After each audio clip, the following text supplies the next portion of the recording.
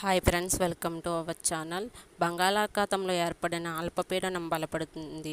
దీని ప్రభావంతో తెలుగు రాష్ట్రాల్లో భారీ నుండి అతి భారీ వర్షాలు కురిసే అవకాశం ఉంది. సముద్రంలో అల్లకల్లోలంగా మారుతుంది.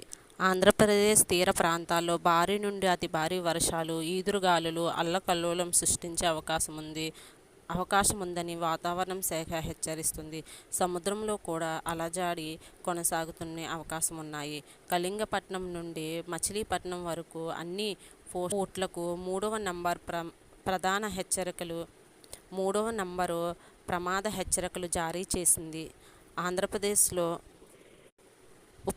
ఉపరితల అవతరణం ద్రోణి ప్రభావంతో వర్షాలు తీవ్రత పెరిగింది.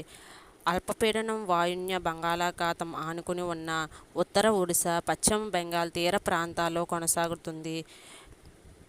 రానున్న 3 రోజుల పాటు ఉత్తరాంధ్రలో 1-2 చోట్ల భారీ వర్షాలు, మిగతా జిల్లాల్లో పిడుగులతో కూడిన వర్షాలు కురిసే అవకాశం ఉంది అని తెలిపారు.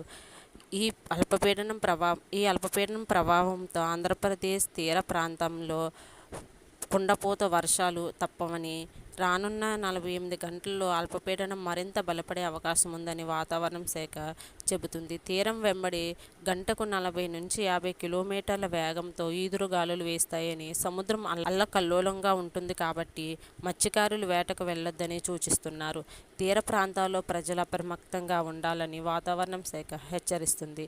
ఇలాంటి అప్డేట్స్ కోసం మన ఛానల్ను ఫాలో అవుతూ ఉండండి.